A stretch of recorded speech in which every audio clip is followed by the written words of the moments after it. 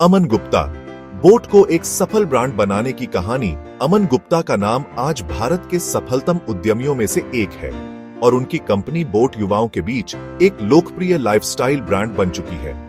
लेकिन इस सफलता के पीछे एक लंबी और संघर्षपूर्ण यात्रा है जिसमें कई असफलताएं और जोखिम शामिल हैं। अमन गुप्ता का जन्म 1982 में दिल्ली में हुआ था।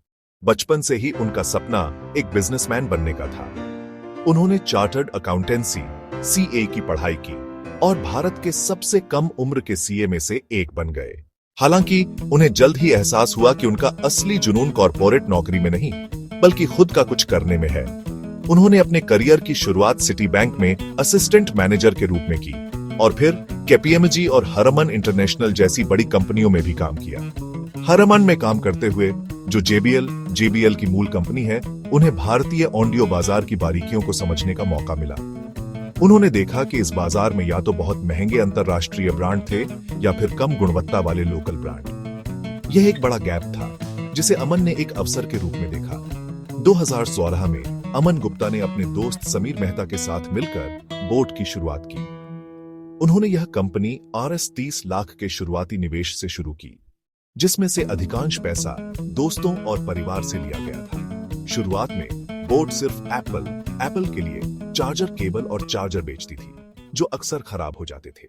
उनका पहला प्रोडक्ट इंडिस्ट्रक्टिबल एप्पल केबल बहुत सफल रहा क्योंकि यह टिकाऊ था और ओरिजिनल केबल से काफी सस्ता था। इस शुरुआती सफलता के बाद उन्होंने हेडफोन, ईयरफोन और स्पीकर जैसे ऑडियो प्रोडक्ट्स पर ध्यान केंद्रित किया। लेकिन यह राह आसान नहीं थी। उन्हें कई बैंकों ने लोन देने से मना कर दिया और निवेशकों को भी उनकी कंपनी में भरोसा नहीं था। वे कहते थे कि इस भीड़ भरे बाजार में एक और कंपनी क्या कर लेगी। लेकिन अमन ने हार नहीं मानी।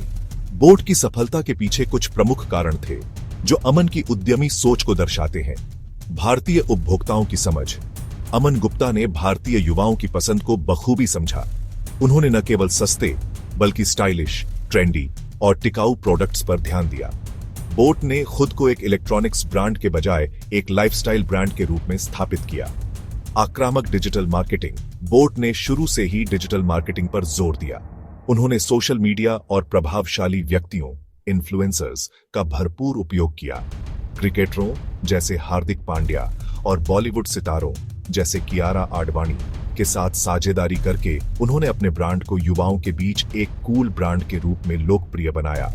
किफायती दाम और गुणवत्ता का मिश्रण। बोट ने साबित किया कि कम कीमत पर अच्छी गुणवत्ता वाले प्रोडक्ट्स बेचे जा सकते हैं।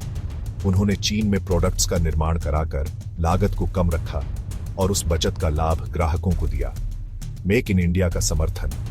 हाल के वर्षों में बोट ने भारत में अपने उत्पादों का निर्माण भी शुरू कर दिया है, जो मेक इन इंडिया पहल के साथ जुड़कर एक मजबूत ब्रांड छवि बनाता है। आज बोट भारत की सबसे बड़ी ऑडियो और वियरेबल ब्रांड बन चुकी है और दुनिया के शीर्ष वियरेबल ब्रांडों में से एक है। Aman Gupta shark tank India जैसे शो में एक निवेशक के रूप में भी सामने आए हैं, जहां वे नए उद्यमियों को सलाह और फंडिंग देते हैं। उनकी कहानी हमें सिखाती है कि असफलता से डरना नहीं चाहिए बल्कि उससे सीखना चाहिए और अपने ग्राहकों की जरूरतों को समझकर ही एक बड़ा और सफल व्यवसाय बनाया जा सकता है।